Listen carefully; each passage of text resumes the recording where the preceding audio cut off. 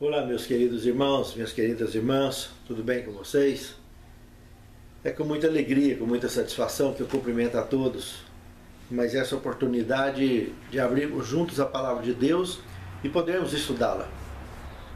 Eu gostaria de convidá-los para uma palavra de oração. Santo Deus, muito obrigado por mais essa oportunidade, Senhor, de abrirmos a Tua palavra, de poder estudar, buscar o sustento para a nossa fé. Venha nos dirigir e nos conduzir nas sendas do conhecimento da Tua palavra. Santifica-nos na Tua palavra, porque a Tua palavra é a verdade. E capacita-nos a cumprir com a missão que Tu nos tens confiado. Que nos inspiremos na lição da Tua palavra, é o que te suplicamos agradecidos, em nome de Jesus. Amém. Detenção em Cesareia, a penúltima lição desse trimestre, sobre o livro de Atos dos Apóstolos. O texto principal encontra-se em Atos 26, 29, que diz o seguinte: Assim Deus permitisse que por pouco, por muito, não apenas tu, ó Rei, porém todos os que hoje me ouvem, se tornassem tais qual eu sou, exceto essas cadeias. Isso aqui foi a resposta que Paulo deu depois da exposição feita diante de Festo e diante do rei Agripa e sua irmã Berenice. Resposta essa que, após uma esplêndida defesa, mostrou o apelo final de Paulo, que a preocupação dele não era tanto ser solto, mas cumprir com a missão. Era permitir que todos que ali estavam ouvindo pudessem de fato se tornar como ele, uma pessoa conversa, e não apenas um quase salvo e totalmente perdido, que foi a resposta do rei Agripa durante essa explanação, que como resposta insinuou isso a Paulo, dizendo que por pouco me persuades a que eu me tornasse um cristão. Foi aonde Paulo respondeu o que nós vimos aqui agora. E isso mostra que o apóstolo não estava realmente preocupado na questão de estar livre ou de estar solto. A preocupação dele era cumprir ou não cumprir com a missão que Deus lhe confiara. E aquele momento ali, ele foi usado como instrumento vivo diante daquelas autoridades para falar o que falou aqui e mostrar o que mostrou, o que nós estudaremos no decorrer desse tema de hoje. Na realidade, a transferência de Paulo para Cesareia inaugurou um período de 2 anos, onde ele compareceria na presença de 2 governadores, que foi Félix e depois Festo, que o substituiu, e diante de mais um rei, o rei Agripa II, filho daquele Agripa I que morreu comido de bicho, lembra? Pois é. Agora compareceria ele também perante o rei Agripa II. E segundo a pena inspirada em Atos dos Apóstolos, página 403, menciona que, endossado pelo tema bíblico, o apóstolo não teve apoio nenhum da igreja de Jerusalém. A igreja de Jerusalém, boa parte da liderança, mantinha firme a ideia de que Paulo realmente era um estorvo na causa de Deus, porque, segundo a visão deles, Paulo trabalhava para combater as leis de Moisés. E, na verdade, Paulo apenas estava exaltando o evangelho da graça, e isso lhe causou um enorme embaraço na igreja de Jerusalém, onde ele acabou tendo como única saída e a mais segura para que ele pudesse cumprir toda a sua missão, seguir avante, ir parar em Roma, apelando para César, porque por ali as maquinações para assassiná-lo era grande, tanto da liderança cristã judaizante, como daqueles judeus ortodoxos que não se converteram ao cristianismo, que tinham uma grande ligação íntima com esses judaizantes. E é ruim isso aí, porque o clima da igreja, mesmo apesar de Paulo ter feito 3 viagens missionárias, ter feito coletas e trazido para matar a fome de muitos desses judaizantes que estavam ali dentro, ele não tinha o apoio da igreja.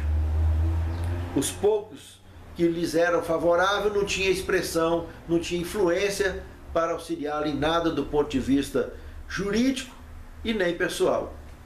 E ele só confiou estritamente na sua fé e no poder de Deus para levar a sua missão avante. Isso não é diferente conosco.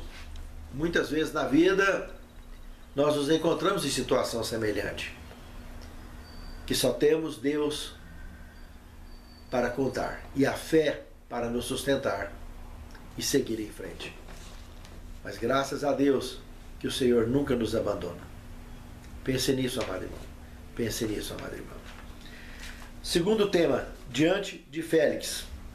Aqui nós vimos que 5 dias após ele ter sido transferido para Cesareia, aparece um grupo de líderes judeus e pela primeira vez levantam um advogado de nome Tértulo com uma acusação formal providenciada por esse advogado contra Paulo em favor desses líderes judaizantes. E é conduzido diante de Félix. E esse Félix pensa num cara corrupto, um cara propineiro. Veja que esse negócio de propina, esse negócio de governantes desonestos, amantes de propina, não são só as vítimas da detenção da Lava Jato aqui no Brasil, né? Tanto ex-presidentes da República, como políticos de vários escalões do governo estão ali. E aqui já nos tempos bíblicos não era diferente. E temos aqui agora então até um advogado, que podia ser chamado advogado do diabo, né? Porque para tentar arquitetar uma acusação com falsas testemunhas, com mentiras, com argumentações sem fundamento jurídico algum, apenas com o objetivo de tentar executar uma vítima, de tentar liquidar uma vítima, e ainda mais, sabendo que esse governador que ali estava, Félix, era alguém susceptível à propina, ele acaba que ficou numa condição de leilão, que no final, quando percebeu a defesa do próprio Paulo diante dele, ele viu que os argumentos de Paulo combatiam toda aquela estrutura que aquele advogado tinha montado junto com aqueles líderes judeus. E ele acabou se oferecendo no final das contas para Paulo, tentando chamar ele mais a miúde, para poder tentar, quem sabe, mostrar que se Paulo soltasse uma graninha, ele podia liberar ele. Sabe-se lá se ele estava ganhando dos dois lados, e quem dá mais ele ia fazer alguma coisa. Mas do lado de Paulo ele não conseguiu nada. E por ironia do destino ele acabou saindo para outra região, ele acabou vencendo o seu período ali, e outro governador veio no seu lugar. Na acusação daquele advogado, de Tértulo, ele apresentou 3 pontos. Primeiro, que ele era um agitador que constantemente fomentava distúrbios entre os judeus por todo o império, como vimos em Atos capítulo 24, verso 5. Segundo, que ele era um líder dos nazarenos, conforme Atos 24, verso 5 também. E o que implicava que o cristianismo em sua totalidade era um movimento revolucionário e criminoso. E terceiro, que havia tentado profanar o santuário em Jerusalém, como vimos em Atos 24, verso 6. Paulo levanta 2 outros pontos interessantes que mata de cara aquela acusação. Primeiro, que a ausência das testemunhas na Ásia, como Atos 24, 18 e 19, o que tinha potencial para tornar o julgamento inválido. E segundo, o fato de que os judeus ali só podiam falar na audiência de Paulo perante o sinédrio ocorrido na semana anterior, como vimos em Atos 24, 20. Assim sendo, não tinham nada de que acusá-lo, à exceção de sua crença na ressurreição dos mortos, como vimos em Atos capítulo 23, verso 6. Então, Félix, familiarizado com essa situação toda, percebeu a argumentação de Paulo e viu que Paulo, inclusive, tendo cidadania romana, tinha todo o direito de apelar para César e não se submeter àquilo ali. Eles queriam que Paulo fosse para Jerusalém e, inclusive, no caminho, já arquitetando com o próprio governador, que era esse corrupto, eles tinham armação para matar ele no caminho, preparar emboscada para executá-lo. E Paulo, como cidadão romano, pediu para que fosse enviado a César, que era um direito dele, porque Paulo sabia que se fosse conduzido para Jerusalém, seria sua morte, e ele não conseguiria cumprir com a missão que Deus lhe tinha confiado. E a missão de Deus já tinha sido dirigida a ele, que era para ele ir em direção a Roma. Então Paulo não abriu mão disso de hipótese alguma. Seguiu em frente no propósito que Deus já tinha lhe colocado no coração. E foi abrindo os espaços constantes para que isso acontecesse dessa forma. Terceiro tema. Diante de Festo. Félix, então, vence o seu período ali e entra esse Festo, que assumiu essa batata quente nas mãos. Mas uma coisa curiosa pode ser levantada aqui. Ambos os governadores, tanto Félix quanto Festo, tinham em comum o propósito de querer agradar os judeus. Mesmo que Félix era corrupto e Festo nem tanto.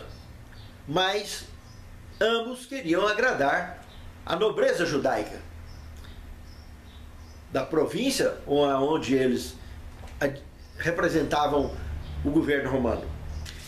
E diante de Festo, Paulo deixou firme o propósito que já tinha sido mantido diante de Félix de ser conduzido a Roma, porque justamente percebeu essa característica nos dois governadores, de querer agradar a comunidade nobre judaica, que era ortodoxa e desejava a morte de Paulo. Paulo manteve firme o seu propósito, como podemos analisar em Atos capítulo 25, versículo de 1 ao 5.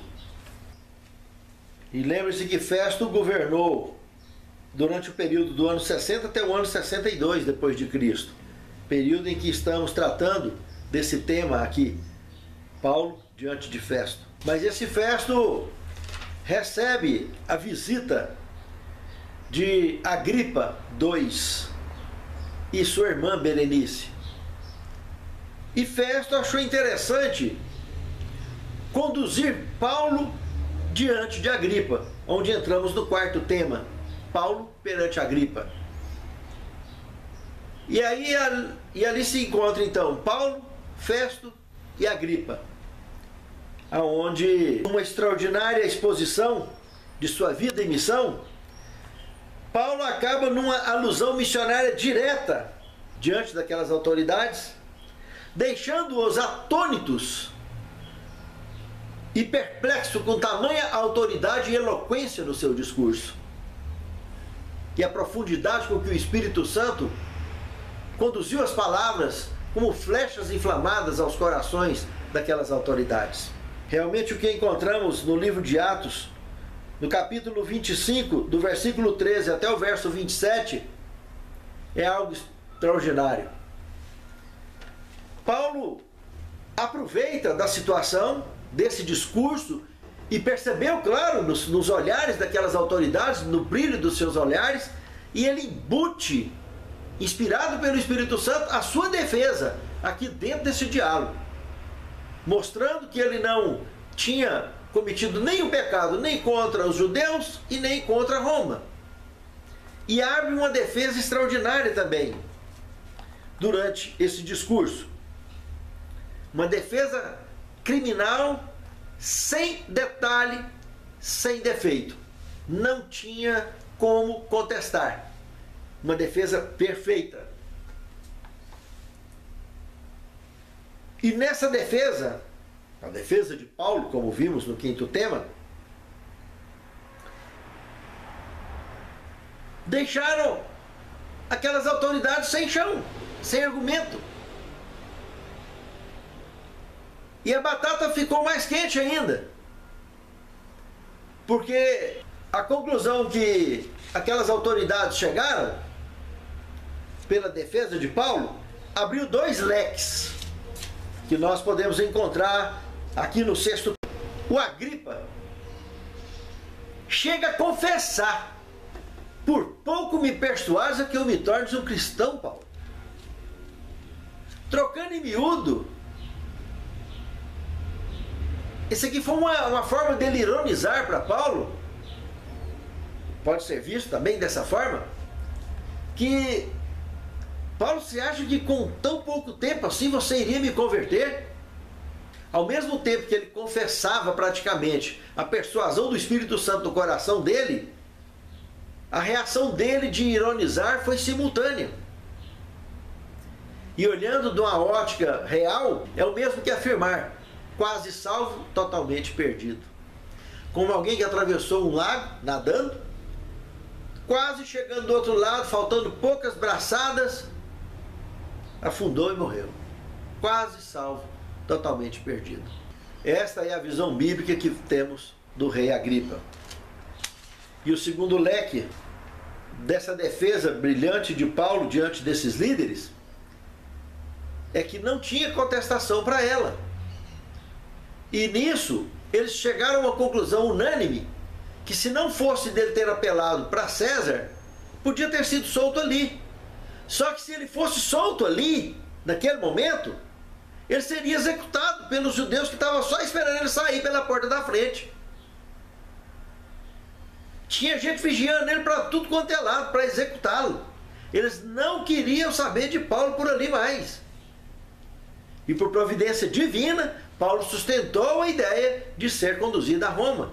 E foi respeitado por essas autoridades, que eles levantaram e não tiveram nada mais a fazer, apesar de confessarem essa possibilidade dele ter sido solto, ali mesmo, como vimos em Atos capítulo 26, de 30 a 32.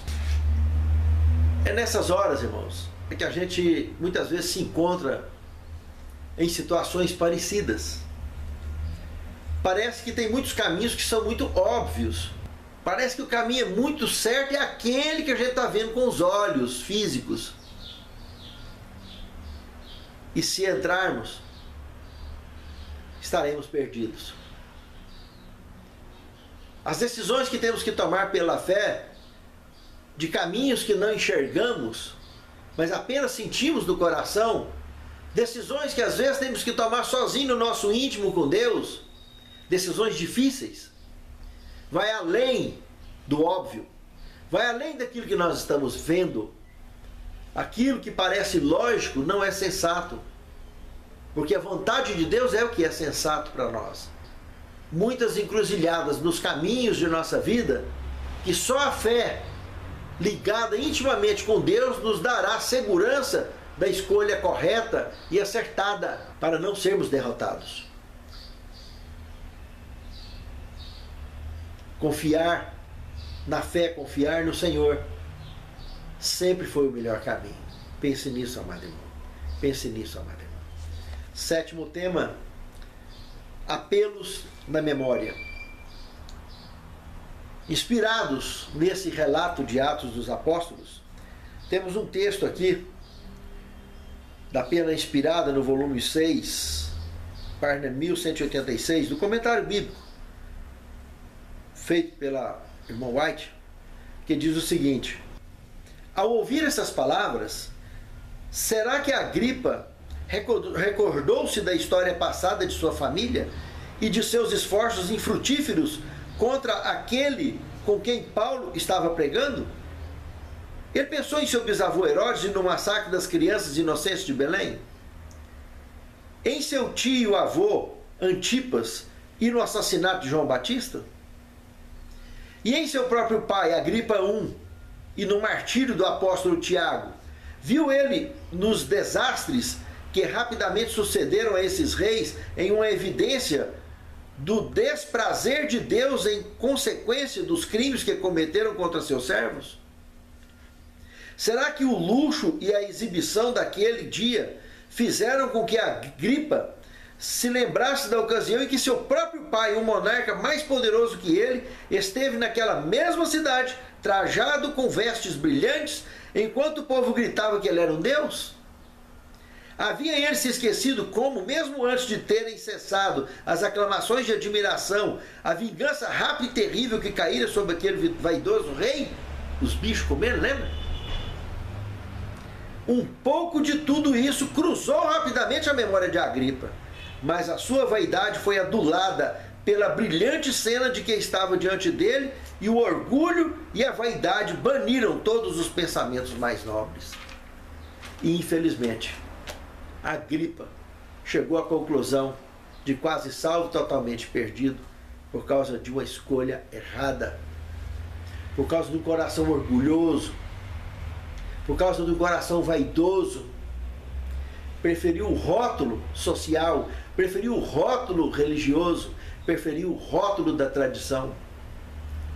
Meus queridos irmãos, Paulo, com toda humildade, sustentou a sua defesa, sustentou a sua tese de ser conduzido a Roma, e foi conduzido a Roma. Passaria por naufrágios, mas ainda cumpriria com muita missão, curaria muitas pessoas e chegaria diante de César, a quem ainda testemunharia do Deus Altíssimo. Paulo cumpriu sua missão com muita vitória, meus irmãos. Eu e você temos missão a cumprir também. E que Deus abençoe a mim e a você, que jamais permitamos que o nosso orgulho, a nossa vaidade, nos faça ter uma religião de rótulo ou de fachada, de tradicionalismo, mas uma religião de fato que adora a Deus em espírito e em verdade. Santo Deus, faça-nos verdadeiros adoradores, que te adorem em espírito e em verdade, e possa servir a ti e conduzir a tua mensagem e a nossa missão, servindo também ao nosso semelhante. E que naquele grande dia, Senhor, nós e nossos lares, pela tua graça, seja contado dentre aqueles que marcharão para dentro dos portais da cidade santa. É o que te pedimos agradecidos em nome de Jesus. Amém, Senhor.